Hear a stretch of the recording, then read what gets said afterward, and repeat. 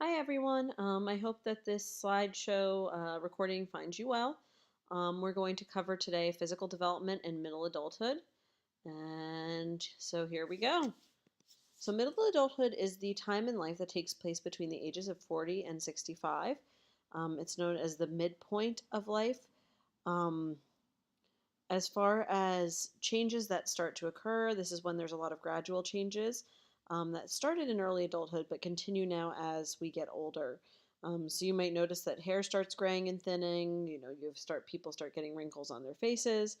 Bodies change, and this is also the time in life where we start seeing an increase in um, health issues, some that are which more life threatening, like things like cancers and other diseases.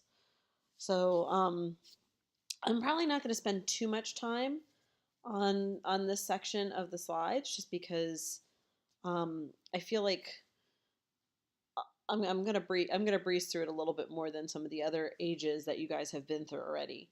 Um, okay, so as far as physical changes occur, there are a bunch of different things that we see happening. One of the first ones, we see that we have vision changes. Sometimes when people hit their 40s, it's more difficult to read small print. There's a thickening of our lenses in our eyes and the muscles that allow the eye to accommodate um, to see nearby objects. That also that also changes a little bit. It becomes more difficult for the eye to do this. One of the main vision changes we see is something called presbyopia. This is also known as old eyes. So around age 60, this is usually when this starts occurring, and the lens is losing its capacity to adjust to objects at varying distances. So this makes it even harder for people to see far away objects and near objects. So sometimes this is when you start seeing people needing like bifocals or corrective lenses that will help them with reading. We also start to have more difficulty seeing in dim light, um, and this becomes more problematic as we age. Um, Throughout adulthood, the size of our pupil gets smaller and the lens yellows. And in addition to this, at age 40, the vitreous, which is the like gelatin-like substance in the eye, develops some opaque areas, and this is what really limits our ability to see in dim lights. We also have some loss of rods and cones, and if you remember, rods and cones are the things that allow us to see shading and color. One of the major vision illnesses diseases that occurs as we get older is something called glaucoma. And basically, glaucoma is a disease in which there's not good fluid drainage in the eyes, so there's a buildup of pressure, and that can damage the optic nerves and lead to difficulties with vision. Um, it is only about 2% of the people over age 40 have glaucoma, but it progresses, and it starts out being not that severe, and it can progress over time without treatment. Um, so there are some drugs and eye drops and things like that that can promote the fluid to be released, and if it gets so bad, there can be surgery. But it is something that we see more commonly in middle adulthood. So moving on to hearing, the hearing condition that we start to see um, becoming more apparent as we age is something called presbycusis, or old hearing. Um, so about 14% of Americans between 45 and 64 have some sort of hearing loss, and this is one of the more common age-related hearing losses. It presents an issue with us hearing higher frequency sounds, and it can cause some difficulty and sensitivity to these high frequency sounds. I'm not sure what Dr. Starling meant for this slide. I'm wondering if she had some sort of example, but she didn't provide it to me, so I'm just going to skip it and keep going. Um, so there are different things that can cause hearing changes. We can have things that are biological. It could be genetic. It can be something that's part of our heredity, or it could be hereditary. And then there are also some environmental causes that can lead to more difficulty with hearing. So some things that we see, there's an issue with smoking can lead to hearing loss, surprisingly, which is not something you would think would be a problem from smoking, but it is one of the many physical issues that can come from smoking. We can also see that if somebody is exposed to more intense noises in their occupation or in their surroundings, and also if there's more chemical pollutants that they're exposed to, all of these things can lead to difficulties with hearing.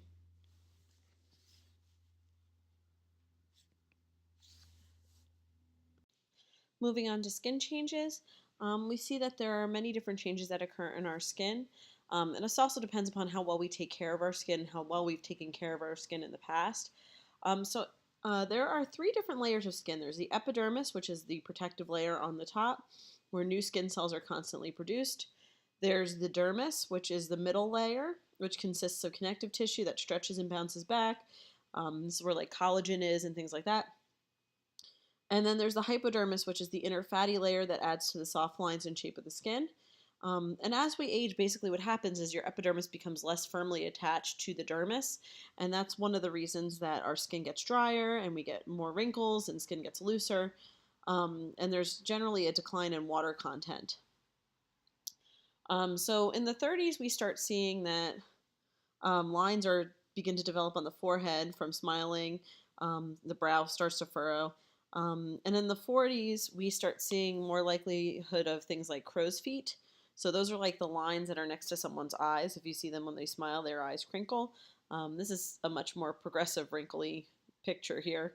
Kind of interesting how one side of her face is less wrinkly than the other. So anyway, so sun exposure also makes wrinkling and spotting occur more quickly. So, if you're doing things like tanning right now, you go to tanning booths, stuff like that, that can actually damage your skin quite a bit. And it can make you wrinkle sooner than somebody who takes better care of their skin and actually makes sure that they put sunscreen on all the time and things like that. Along with this, as we get older, we start seeing age spots on the skin. Usually these start to occur after the age of 50. And that's basically a collection of pigment under the skin that makes that's visible on the surface. You can also see that there might be more blood vessels in the skin that are visible, so there's more like redness and things like that as well. All such fun things. As far as our muscle and fat are concerned, there's a very lovely term that we start using in middle adulthood called middle-age spread. So this is something that occurs frequently in people in middle adulthood where they're more likely to increase in body fat and lose body mass. This rise in fat affects the torso and it occurs as fatty deposits within the body cavity. So that's something that you might see. And you can see in these sad little mice down here that one mouse has really experienced middle-age spread. Actually, that mouse is from a study where they took away a chemical in the mouse's brain, basically called leptin, which essentially made the mouse just continuously eat until he looks like a balloon mouse. It's a little sad. Whereas the other mouse didn't have to do that. Once again, I'm rambling. Someday, I hope everybody in this class gets to experience how much fun it is recording lecture notes to yourself. It is like one of the most incredibly awkward and boring experiences I've ever had. So enjoy my rambling because I'm suffering over here. As far as skeletal changes are concerned, you guys also probably all think I'm insane just from listening to this, but hopefully it's entertaining you and it's not just boredom for you guys too, because I'm sure it's not the most exciting thing to do is listen to somebody lecture on a YouTube video. Anyway, so when we get older, we also see changes in the skeletal system. This happens more quickly for females than males, although it does happen for males as well. And one of the main things that we see occurring as people get older is something called osteoporosis. This is the loss of bone density. It occurs more frequently to start in females. And so we see bones become lighter and more fragile. It's easier to break bones and things like falls and things like that. So there's a loss in bone strength. And height also tends to drop with osteoporosis. So people can lose as much as an inch by the time they get to 60 if they have osteoporosis. As far as the reproductive system is concerned, during this course in time, women and men start to go through something called the climacteric. Basically, this is the transition when reproductive capacity changes. For women, they can no longer carry a child, and for men, the fertility decreases as well. So it's much harder for them to create a child with a female. Um, Women also tend to begin menopause during middle adulthood. So there's a drop in production of estrogen, and that leads to menopause. There are lots of fun and exciting things that happen during menopause. Women experience things like hot flashes. Their period either shortens or stops and becomes more irregular. Um, they tend to have other things occur that just make some discomfort. I know that hot flashes is really the big one that you see people complaining about. There is hormone therapy that people can take to reduce symptoms of menopause. Um, Honestly, there's still a lot of risk that goes along with hormone replacement. There's an increase in certain types of cancer in women if they do hormone replacement, such as things like breast cancer and ovarian cancer and uterine cancer. So I personally don't think it's recommendable, but other people seem to, they just can't handle or tolerate the things that go on with menopause because it can be a tricky time. But the hormone therapy can have a lot of risk along with it as well.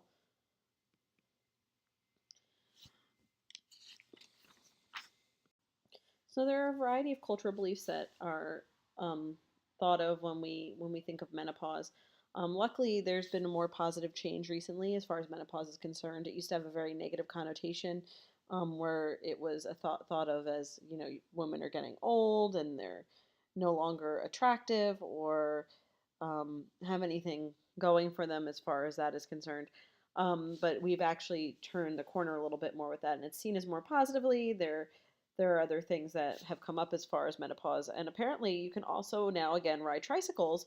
According to the stock photo at the bottom, you can go to the beach and ride a tricycle when you're having symptoms of menopause. So that is all fantastic.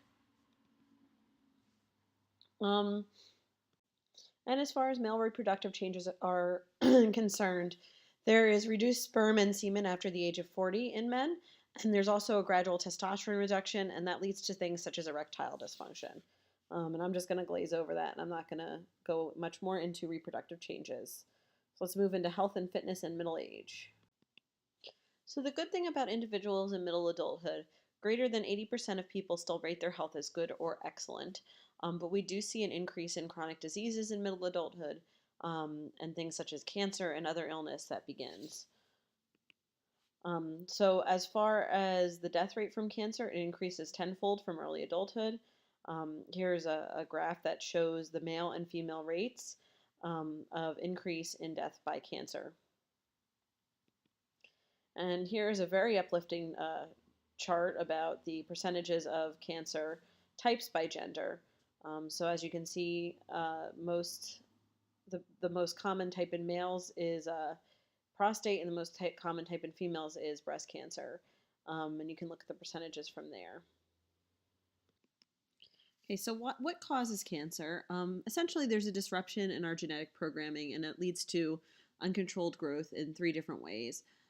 So, in one case, there's just oncogenes, which are the cancer genes that lead to abnormal cell duplication. Other times, there's interference with the activity of our tumor suppressor genes. They stop oncogenes from that they fail to keep oncogenes from multiplying. And a third type of mutation disrupts the activity of the stability genes, which normally keep genetic alterations to a minimum by repairing DNA mistakes that occur as our cells are normally duplicating, or there's environmental agents that interfere. So when the stability genes do not function, mutations in many other genes occur at a higher rate. There are two different types of cancer-linked mutations. They can be either germline or somatic.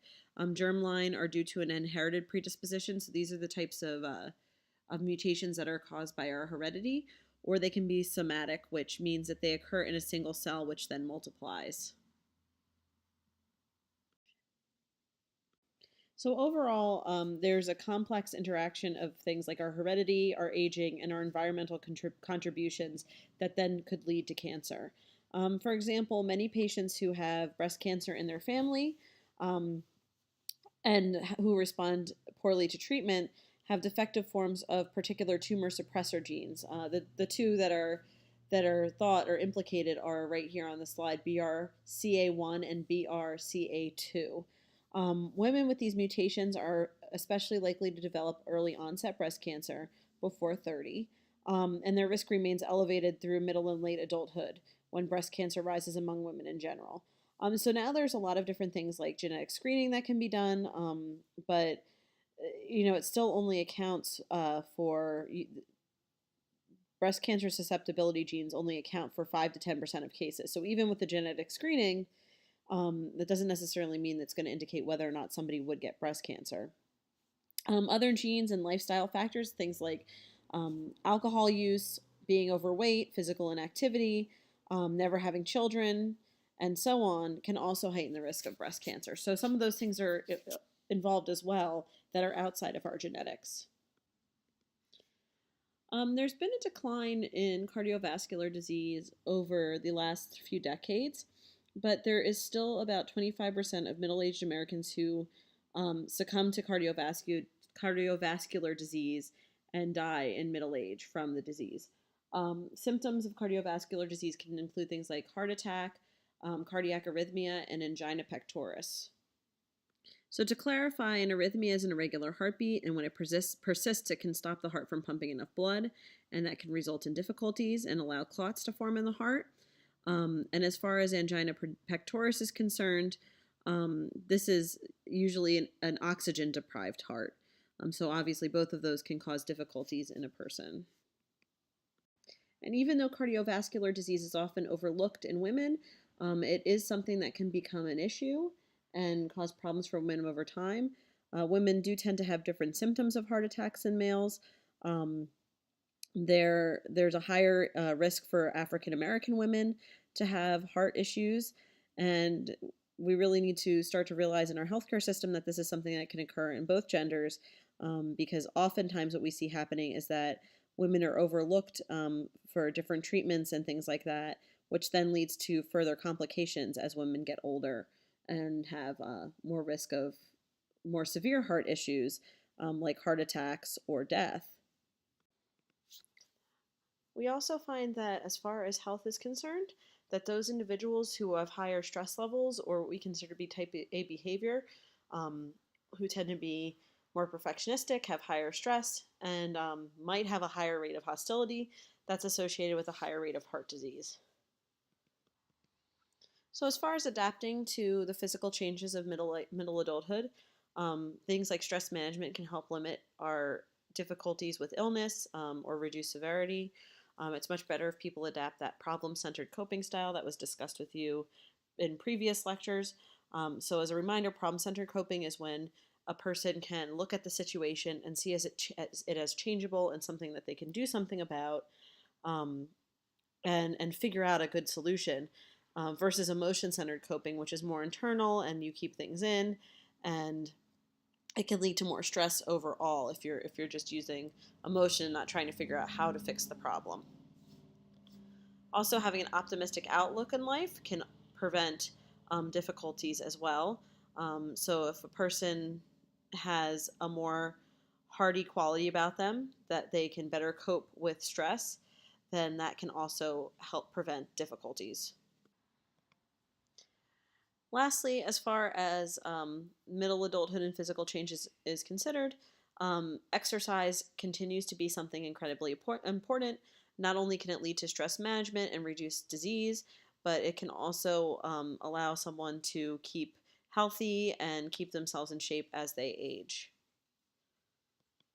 So the last thing we're going to talk about is how there's a double standard in gender and aging. So this is where your discussion board um, topic for this set of slides is going to come in. So there's going to be a discussion board entitled Gender and Aging, and I would like you to go and complete it after you've finished these slides. So essentially, if you look around at the way the media and and society portrays people as they age, um, females are often portrayed in a more negative light as they age than males. Um, so if you turn on the television and you watch a series of commercials, especially commercials during the daytime hours, you might see that a lot of them are targeted towards women. Many are targeted towards things like changing your hair color, wrinkle creams, and different things that can help you stay youthful in your appearance. If you page through a magazine, you're going to see similar things. And this just really isn't the same for men. While there is some gender bias and age bias towards men as they get older, they're much more likely to be still continued to be looked at in a more attractive way, whereas women as they get older are thought of as to be less attractive. So what I want you to do for your discussion board is I would like you to go and just do a little bit of research. It shouldn't take more than 5 minutes, and look up 5 celebrities that you still see um, that have aged over the course of several years that are now in the middle adulthood age.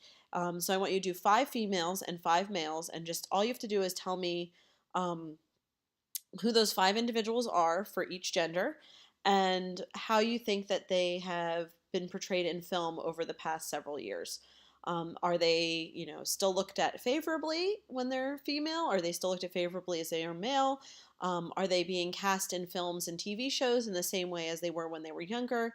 And that sort of thing.